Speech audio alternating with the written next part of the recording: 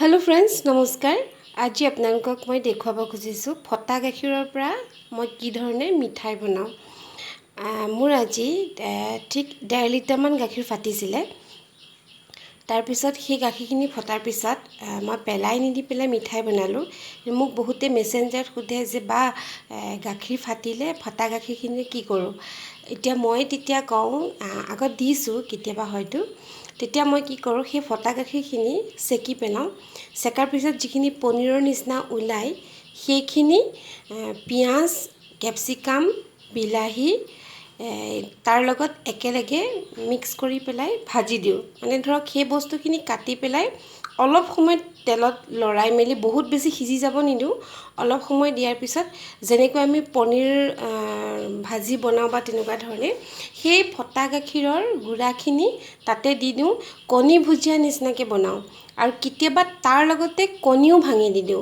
ধৰক আমি যি ধৰণে কণী ভুজিয়া বনাও পিয়াজ চিয়াজ দি পেলাই ঠিক সেই ধৰণে কণীৰ বদলি সেই ফটা গাখীৰৰ পনীৰখিনি দিও আৰু কেতিয়াবা সেই পনীৰখিনিৰ লগতে কণীও ভাঙি দিও। খাবলৈ বহুত ধুনীয়া হয় আৰু লগত খালি অলপ মছলা দিব লাগে। আৰু আজি মই আন এটা উপায় দেখাব খুজিছো যে মই মিঠাই কেনেকৈ বনাও। আজি মোৰ যিখিনি গাখীৰ ফাটি গৈছিলে ফাটা গাখীৰখিনি প্ৰথমে গৰম কৰিলো। গৰম কৰিলত যিখিনি গাখীৰৰ পানী ওলালে সেই পানীখিনি ওলোৱাত মই এখন সেকনিত সেইখিনি সেকি দিলো। সেকি দিয়াৰ পিছত যিখিনি পনীৰৰ নিচিনা চানা থাকিলে সেই চানাখিনি মই এখন ননষ্টিক কেৰাহীত গৰম কৰিলো। আৰু সেইখিনি গৰম কৰা যেতিয়া পানীটো অলপ শুকাই আহিলত ঠিক 4 চামুচমান মই পাউডাৰ গাখীৰ দিলো আৰু এইখিনিৰ হিচাপত অলপমান চেনি দিলো। দিয়াৰ পিছত সেইখিনি লৰাওঁতে যেতিয়া অলপ আঠা ভাব আহিলে তাৰ পিছত এখন ৰুটি খোৱা প্লেট ডাঙৰ প্লেট নহয় সৰু প্লেট এখনতে এইখিনি দিলো। দিয়াৰ পিছত এয়া এইকিপিস মিঠাই ওলালে খুবেই সুন্দৰ হৈছে। অকণমানো ফটা গাখীৰৰ গুণ আহা নাই একমানুৱে অহা নাই।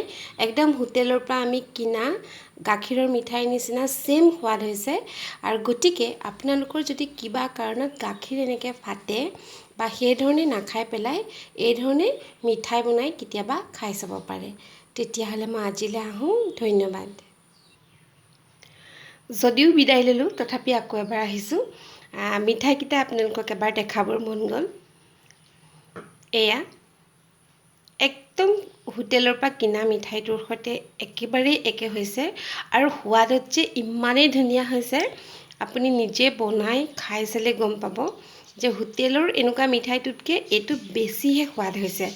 কাৰণ ইয়াৰ লগত অকণমান পাউডাৰ গাখীৰ যেহেতু মিশ্ৰণ কৰা হৈছিলে সেইকাৰণে বহুত ধুনীয়া সোৱাদ হৈছে। আৰু ইয়াত মই অকণমান ইলাচি গুড়ি দিছিলোঁ। যদি আপোনালোকে ইচ্ছা কৰে অকণমান ইলাচি গুড়ি দিব পাৰে। এয়া সেই সাইডৰ অকণমান খাই টেষ্ট কৰি চাই ললো তেতিয়াহে গম পাইছো। ঠিক আছে আজিলৈ আহিছো।